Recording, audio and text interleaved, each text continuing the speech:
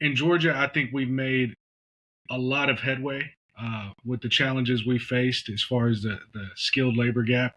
One of the biggest challenges that we faced was really the trade programs had been decimated in our high schools and even our tech schools over the last 30 years. Um, Seems like just yesterday I was in high school, but it's been about 30 years. And last year I was there was the last year my high school had a construction program. And Uh, why is that? you know, I think there's a lot of reasons, or a few reasons. One, there was a big focus on parents sending their kids to college, right? Everybody was, college is the way to go. You can't be successful unless you don't go to college. And the skilled trades really just got a bad rep. That it had kind of a negative connotation. That's what you do if you're a high school dropout or if you're an uneducated person.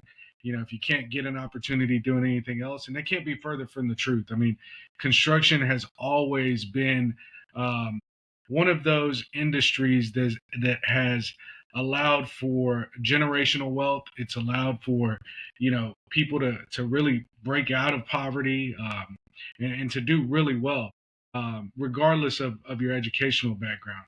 So, I think that was part of it is people pushing their kids to go to college. I think another part of it was really the industry fell short in supporting these trade programs.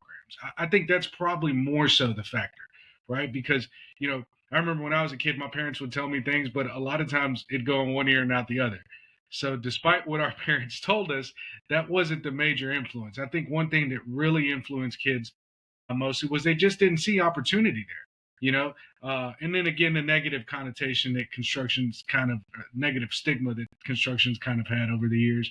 A lot of that has changed, but I think the lack of industry support in our trade programs, in high schools, in tech schools, throughout history hasn't really been there. I know when I was in high school, we would do things like build birdhouses, and half the time it seemed like the instructor was asleep or just not really there for the right reason. So a lot of those programs weren't really effective, and they really weren't conducive to engaging young people and allowing them to see the variety of opportunities that are available in construction today. Um, so I think a lot of that's changed over the last 20 years. I've seen firsthand industry go into these classrooms, elevate the training that these students are able to get, the exposure to different industry that these students are able to get. Construction Ready has been a big part of that.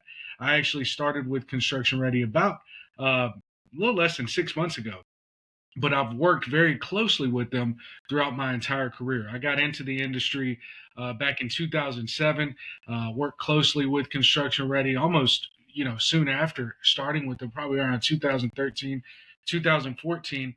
And that was one of the biggest draws to the organization that I saw from the industry standpoint is they did a great job of really connecting the dots, connecting industry with our education programs, with our communities, and really getting the buy-in and the support from the industry and from big industry leaders. Some of the biggest names, not only in Georgia but across the country.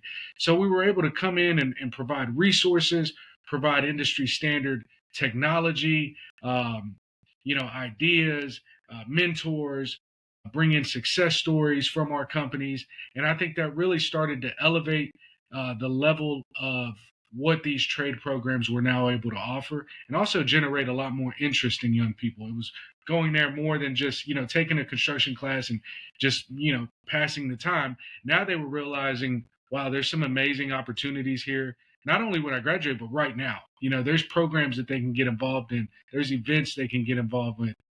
We help put on the Career Expo at the State USA State Skills USA competition. We handle the Career Expo portion of that, and we'll have thousands, tens of thousands of kids coming from all over the state of Georgia, competing in every different trade. I'd never seen anything like that growing up, and to be able to see something like that firsthand, it's mind-boggling. We call it, a lot of people compare it to the Super Bowl of skilled trades, because when you walk into the Georgia World Congress Center, which is I think the third largest exhibit venue in the United States. And you feel the vibe, you feel the roar of all these different tools, equipment, people working together, building different contests. There's some energy in there, and it really opens your eyes to what's going on into the momentum in the state of Georgia. So again, firsthand from the state of Georgia perspective, I think we're doing a great job at overcoming the challenges that we face with that skill shortage. And a big part of it has been industry stepping up and doing their